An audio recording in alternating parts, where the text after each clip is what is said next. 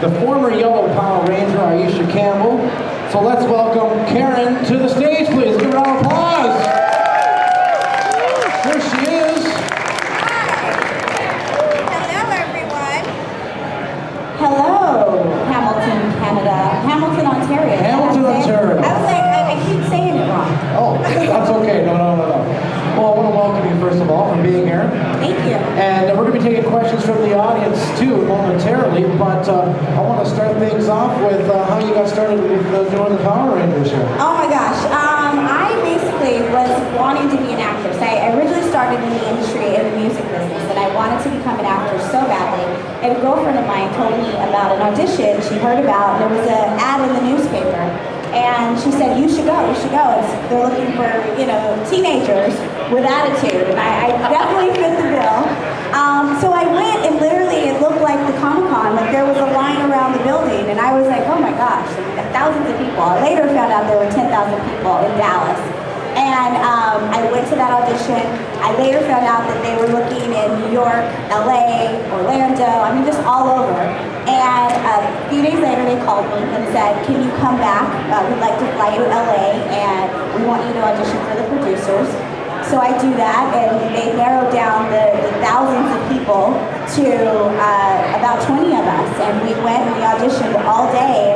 And literally in 4 days, my life changed. I became a Power Ranger. And by that afternoon, they told us, you got the part, you got the part, and you got the part. We were like, ah! And the other people who didn't get the part, they were crying and we were screaming. And it was crazy, but it was fun. Now, did you have set in mind you wanted to be the Yellow Power Ranger, or this was the audition for? Was the audition for all the different kinds of Power Rangers? No. At the time, the cast, they did a cast change. So 3 original people stayed on the show, and the 3 that they were looking for were yellow, blue, and black. And so I knew I would be one of those colors. I didn't know what colors, but I didn't really even know. We thought we were being added to the cast. We thought they were adding new characters. It wasn't until we got to LA that they were like, no, 3 people left the show and you'll be taking their place. And we're like, and it was like 3 of the most popular Rangers. So luckily for us, we were able to win everyone over and become a part of the family. That's got to be a little pressure as well. I mean, especially when a show takes over a new character, per se. That character's still there, the Yellow Power Ranger, but a new person comes in. Were you afraid of getting the flack for this, or like the hate mail or whatever? Yeah, of course, because these guys were so loved and they were so near and dear. But luckily, the producers, I hadn't seen the show, so I didn't know what I was up against, really. And so he was like, just be yourself. Like, we cast you because you are completely different from her, and we want you to just do it your way. And luckily, they gave us the opportunity to do that. And we just had fun. And so we were nervous probably for like a split second. And then the excitement of being on a TV show and our dreams were coming true as actors. So that kind of kicked in and we just had fun. And like I said, luckily our audience, they took to us really quickly. Yeah, and I gotta say, it's an honor just to be sitting next to you and talking with you, because in the 90s, I remember growing up and saying Go-Go Power Rangers and all this stuff and everything. Now, do you remember what the audition process was like when you went through it? What did you have to audition? Did they give you a script from a part of the show? Or? They did. It was like a very small script, like it was what they called, hey, and there's Sandy. Oh, come on, Sandy, come on, Alpha 5, come on up. Let's welcome Sandy to the stage. Here's Sandy Sellner. Give it up for Big, Sandy. huge part of the show as well. Guys, I haven't seen Sandy in 20 years. Come on. This is awesome. The first time in 20 years?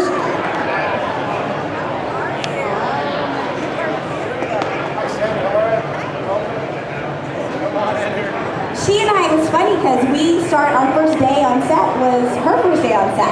And so we took to each other immediately because we were the new kids on the block. Right. And so we were like, okay, you going to lunch? Okay, I'm going to lunch. Like, we'd have lunch together every day because everybody else knew each other.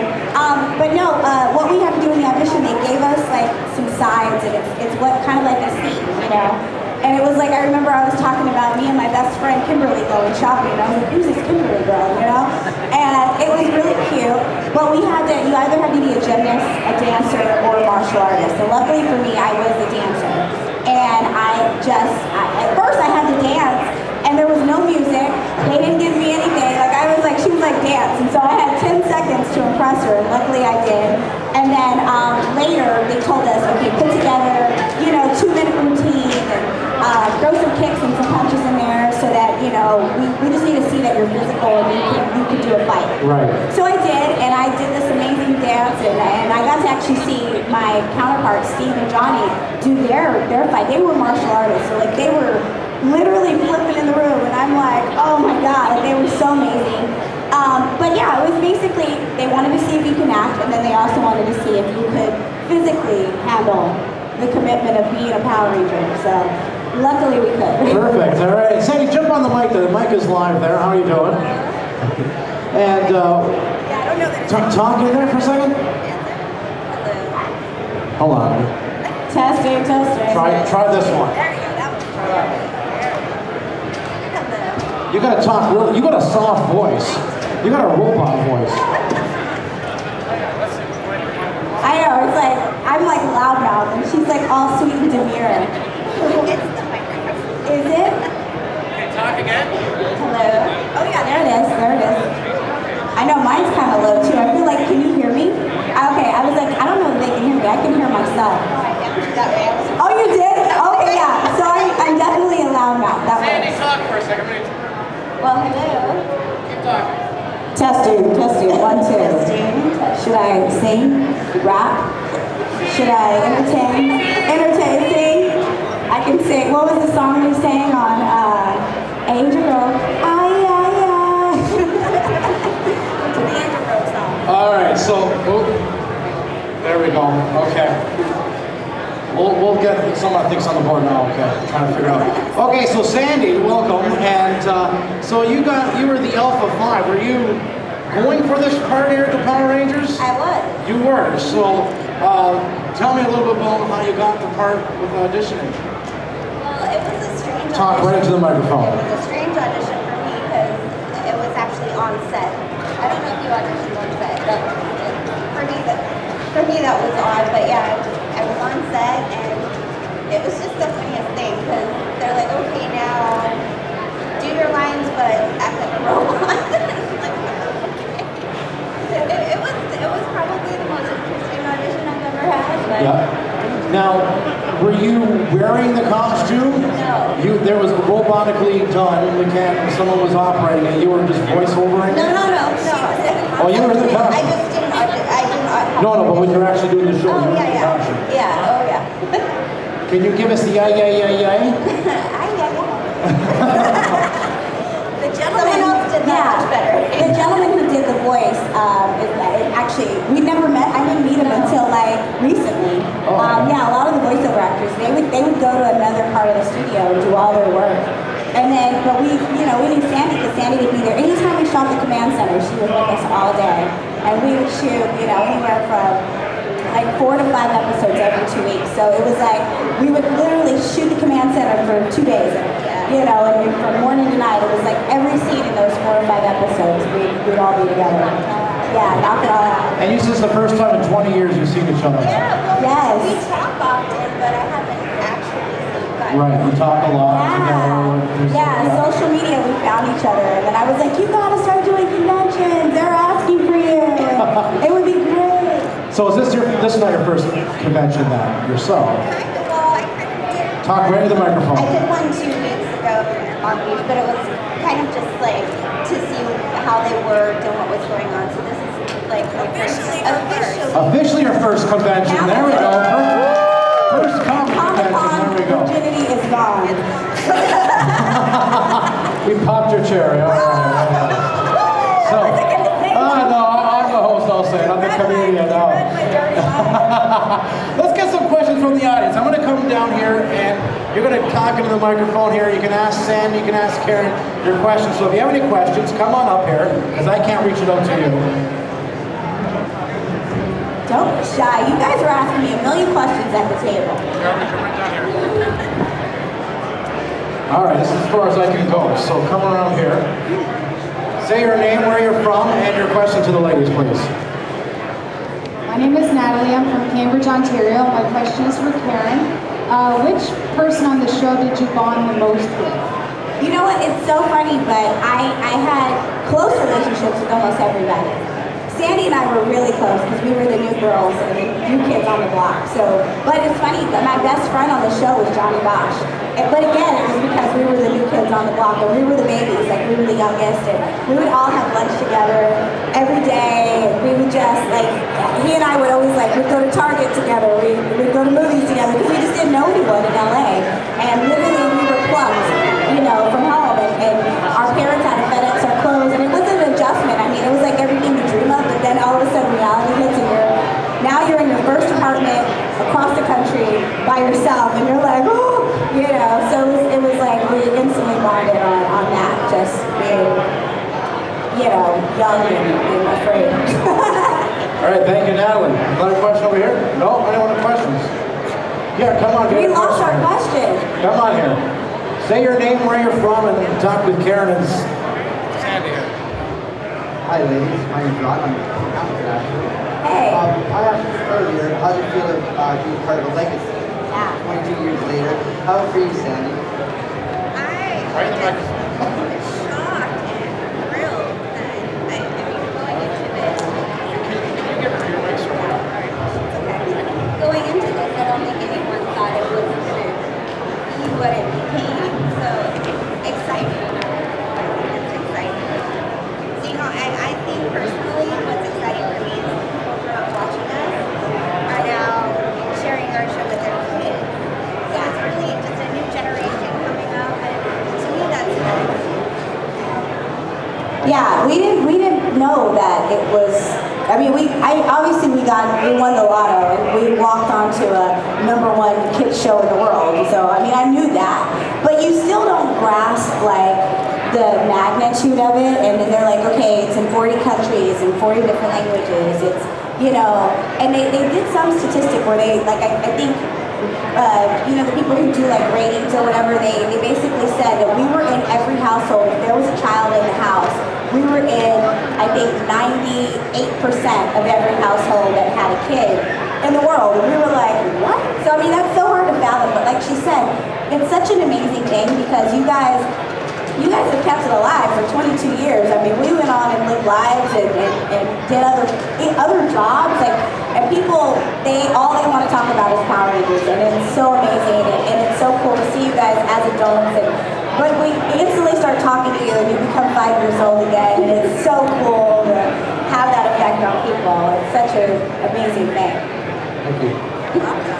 Thank you very much for your question. Got another question here. Please say your name and where you're from. Hi, I'm Alexis, and I'm from Hamilton. My question is, what is the cutest fan gift that your fan ever gave you? Fan gift? Yeah. Oh God, that's like choosing my favorite child. I mean, I can't even, you know what, I would have to say, I mean, I don't have a favorite. I can't pick a favorite, but one of the coolest things I've ever gotten was my helmet. Everyone, you know, go, oh, is this your helmet you wore on the show? And it isn't, because those are worth thousands of dollars. And so we'd take them off, and the Saban would like come and they would snatch them from us because they knew they were worth so much money. But I started doing conventions, and a girl by the name of Jessica made me my helmet, and it blew me away at how amazing her talent is as a sculptor, and like I didn't even know you could make a helmet. I just don't have the gift to even draw. So to get something like that, and I've traveled around the world. I think I've had it for about 6 years. It's been in many different countries, and it's been touched by thousands of people. That means so much to me, that it's a personal gift. So anything I have from Power Rangers, fans have given me, so like everything. So it's pretty amazing. All right, thank you very much. Let's get someone else up here. Your name, where you're from, please. Hi, I'm Mike, and I'm from Hamilton as well. And my question is, other than your own character, who's your favorite character on Power Rangers? That's to both of us. I know, I feel like I have to say Alpha 5, but she said it extra. Aisha was my favorite. Right? Yeah, we had girl power. What's Alpha, a girl or a boy? We keep thinking it's a girl. I think Alpha was a girl. Well, I guess robots are not human, so they don't have a gender, right? I loved, obviously, all the Rangers were amazing that I worked with, but I love the villains, like I love working with Paul Freeman, who did Ivy News. I love, Rita Zen. I mean, those are some pretty, remarkable characters that were created in the franchise. I don't know, I couldn't pick a favorite, but I love everybody. Does that work? How about you, Sandy? Well, she was my favorite, clearly. We bonded, yeah, and so I would have to say for sure.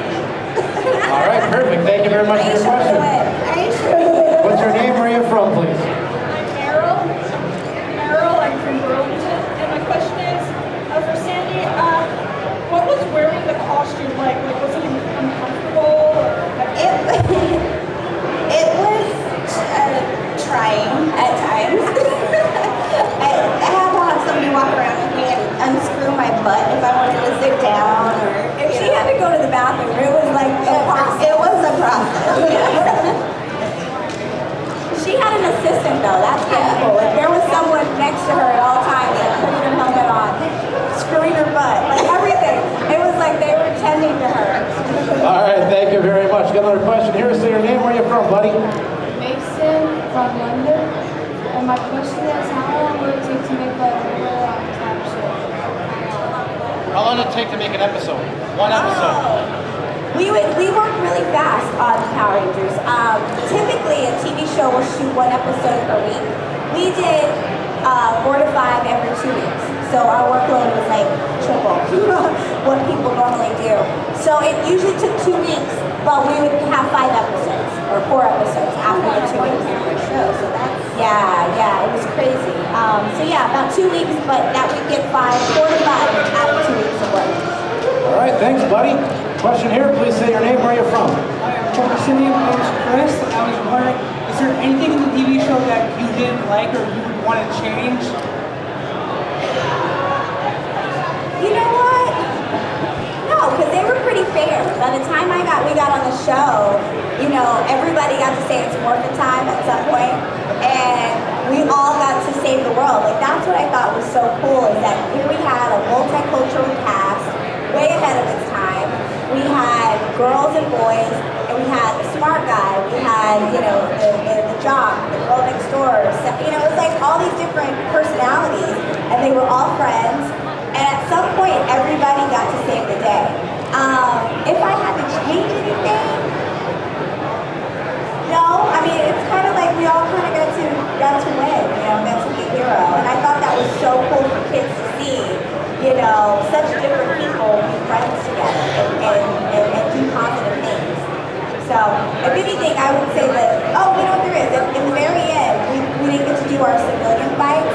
And they took them away because we kept getting, obviously, letters. Parents thought we were violent. It was a little too violent. So I wish they would have kept that, because the fans, they love seeing us, ourselves, fight. And they liked it when we worked, obviously, but they really liked it when we did it ourselves. So maybe that. All right, thank you very much for your question. Got another one over here. Say your name and where you're from.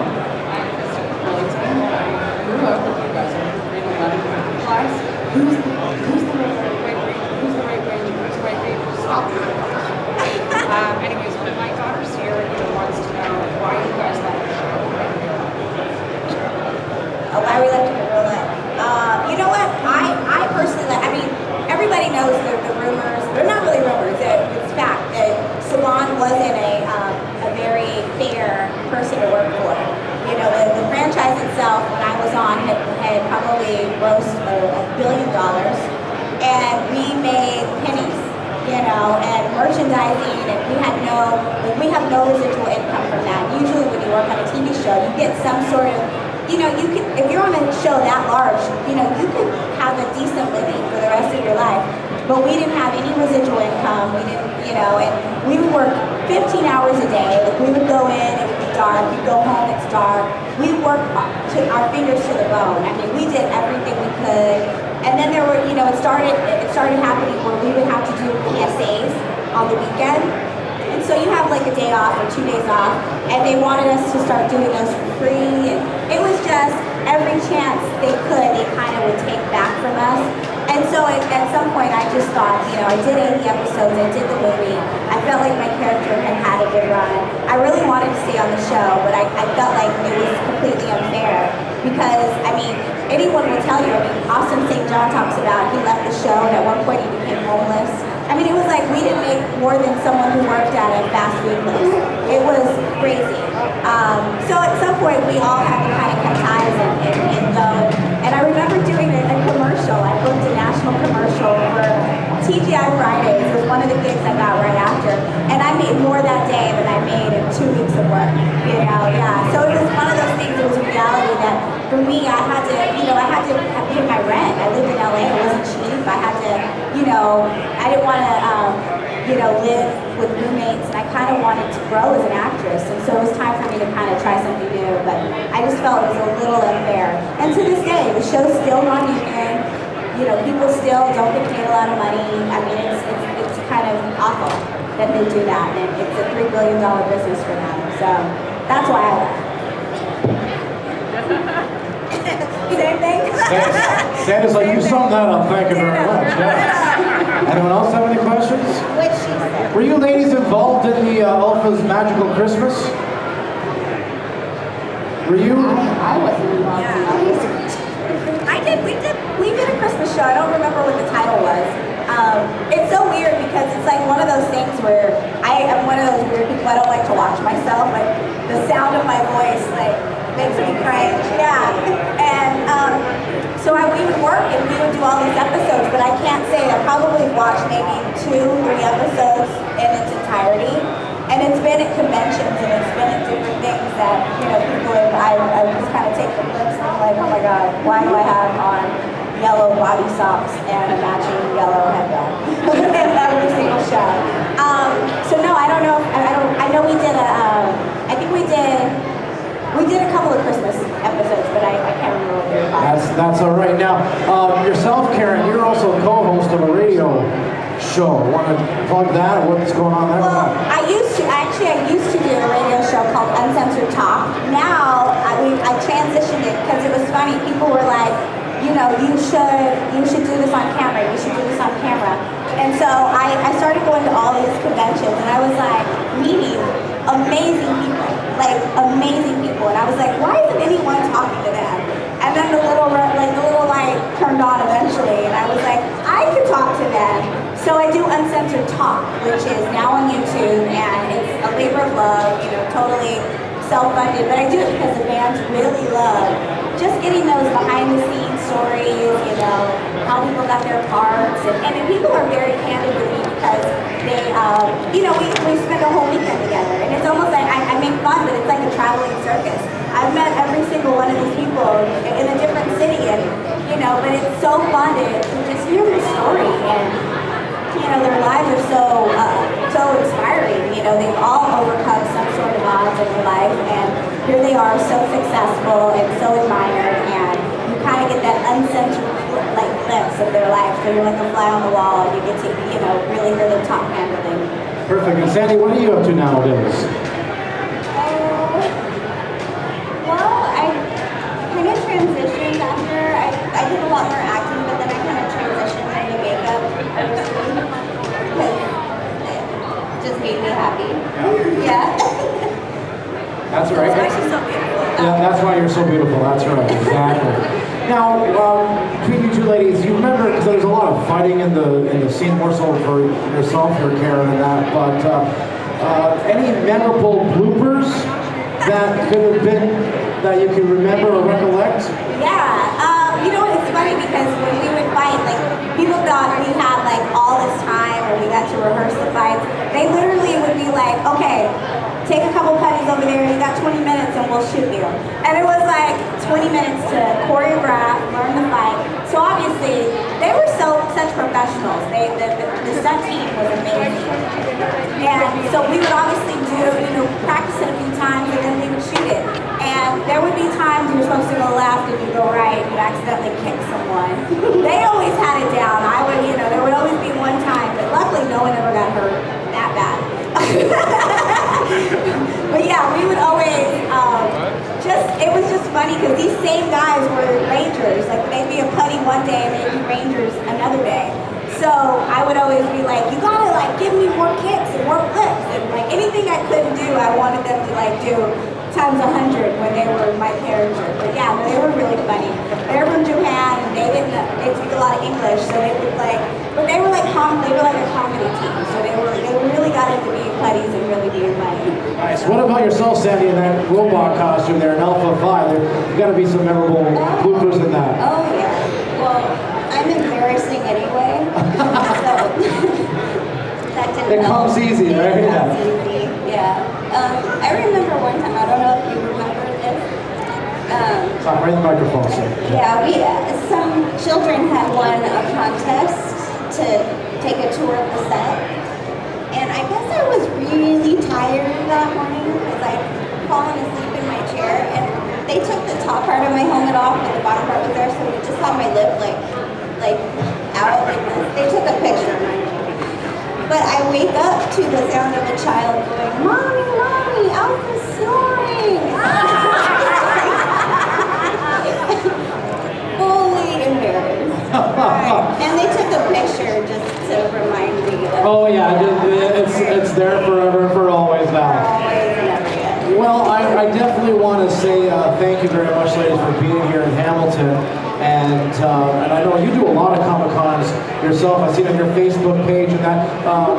First of all, let's start with you, Karen. How can people follow you on Facebook or Twitter and that? And you too, Sandy. Let's start. Yeah, Facebook and Instagram, it's official Karen Ashley. That's Karan. And on Twitter, it's @KarenAshley. But yeah, I'm all over. It's such a blessing. Yeah, you did a back. I went on your Facebook page and you did a back shoot of the Green Room. I think it was in Seattle, Washington's Comic-Con there. There were like people eating and whatever else. Yeah, because they always ask me those questions, like, what does a green room look like? And I was like a room, like, you know, but It's not actually green. Yeah, but I bet that's pretty intriguing. And it was so funny because I did that and I posted it, and right after I posted, Chris Evans walks in, who's Captain America, and I was like, dang it, I was like 2 minutes too late. I couldn't There's Captain America. Yeah, they would be like, oh, you know, but they got to see everyone. Nice. What about you, Sandy? You on Facebook or Twitter? How can they find you? I am on Facebook. I have a fan page on Facebook, and I'm also on Instagram. All right, perfect. And these ladies are going to be here all weekend out there taking photos and also taking autographs. So let's give these ladies another big round of applause. And check them out. Hope you all enjoy yourselves this weekend. And check out all the other panels that we have too. All right? Have a great one, everyone. Thank you, ladies.